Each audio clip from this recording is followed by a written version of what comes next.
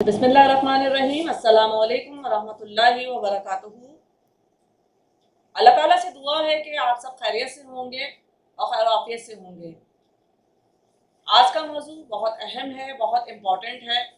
जो लोग खूनी और वादी बवासीर की वजह से परेशान होते हैं तो वो परेशान ना हो, उनके लिए आज बहुत अच्छे नुस्खे लेकर आई हूँ। इंशाल्लाह इस्तेमाल करें और इससे फ़ायदा उठाएं और दूसरों को भी इसका फ़ायदा दीजिए। दूसरों को इसका फ़ायदा किस तरह देंगे कि अगर मेरी वीडियो पसंद आती है और आपको इससे आराम होता है तो मेरी वीडियो को लाइक कीजिए, शेयर कीजिए और बेल आइकन पर ज़रूर क्लिक कीजिएगा ताकि नई आने वाली वीडियो से आपको आगाही मिल सके। इसके अलावा अगर आपको कोई बात समझ में नहीं आती तो मुझे मैसेज में ज़रूर बताइए। मैं आपके हर सवाल का जवाब देती हूँ और डिस्क्रिप्शन बॉक्स में पूरी जो रेमेडी होती है वो डाल देती हूँ।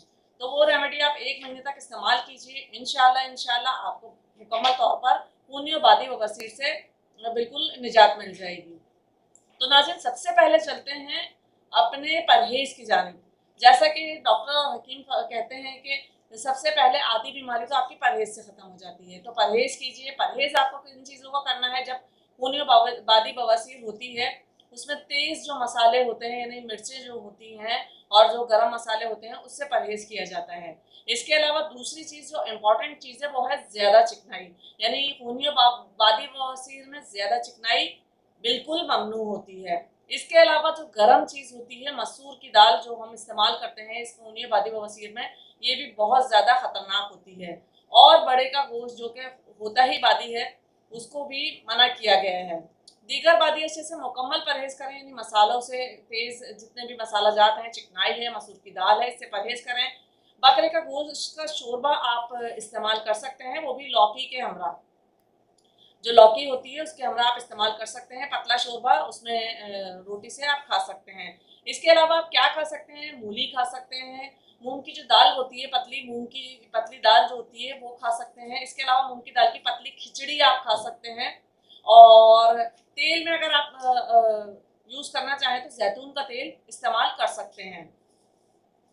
इसके अलावा मैं आपको बताती चलूँ कि एक नुस्खा जो बहुत इम्पॉर्टेंट है खूनी और वादी बवासीर में, मैं डिस्क्रिप्शन बॉक्स में डाल रही हूँ। जो सबसे पहला नुस्खा है वो ये है कि सरसों के तेल को दिन में 2 या 3 बार नाक में और नाक के जो नथले होते हैं उंगली की मदद से ज़रूर लगाएं, क्योंकि ये हमेशा कब्ज़ की वजह से सांस की एलर्जी भी बहुत से लोगों को हो जाती है और कब्ज़ जैसी बीमारियों से भी सरसों का तेल हिफाजत करता है। तो सबसे पहले आप अपने बेली बटन में यानी नाक के अंदर तेल डालें और उसके अतराफ में हल्का सा मसाज करें। इसके अलावा नाक के नथनों में उंगली की मदद से अपना सरसों का तेल लगाएं। इंशाल्लाह देखिएगा इस परहेज से आपकी आधी बीमारी तो खत्म हो जाएगी। तो चलिए चलते हैं अपनी रेमेडी की तरफ। रेमेडी जनाब ये है कि जो कद्दू होता है, पेठा यानी जो पेठा होता है कद्दू, उसके जो छिलके होते हैं उसके छिलके आप उतार लीजिए और उसको एक साए में खुश्क कर लीजिए। जब वो छिलके खुश्क हो जाए तो इसका पीस कर पाउडर बना लीजिए। उसको सुबह और शाम 12 ग्राम तक ताज़ा पानी के हमरा ले लीजिए। तो ये जो कद्दू के जो छिलके होते हैं ये खूनी पेचिश का बेहतरीन इलाज है। आप इसको 1 महीने तक इस्तेमाल कीजिए। इंशाल्लाह इसका कोई नुकसान नहीं है। खूनी जो बवासीर होती है वो ख़त्म हो जाएगी। मैं आपको 4 रेमेडियाँ इसमें बता रही हूँ और डिस्क्रिप्शन बॉक्स में डाल भी रही हूँ। आपको जो इसमें से आसानी लगे और जो आसानी से दस्तयाब हो आप वो इस्तेमाल कर सकते हैं। दूसरी रेमेडी मेरी ये है कि खुश्क आंवला ले लें 8 ग्राम पीस कर, यानी आपके पास अगर खुश्क आंवला है तो उसको छान कर ले लीजिए पाउडर। उसको 1 गिलास दूध के हमरा 2 बार यानी शहद में मिलाकर 1 हफ्ते तक इस्तेमाल करें। यानी खुश्क आंवला को 8 ग्राम आप उसमें शहद में मिलाएंगे और उसको एक माजून की तरह बन जाएगा और वो 1 चमचा शहद के साथ आप 1 हफ्ते तक यानी गाय का जो दूध होता है उसके साथ इस्तेमाल करेंगे। इंशाल्लाह खूनी और वादी बवासीर ख़त्म हो जाएगी।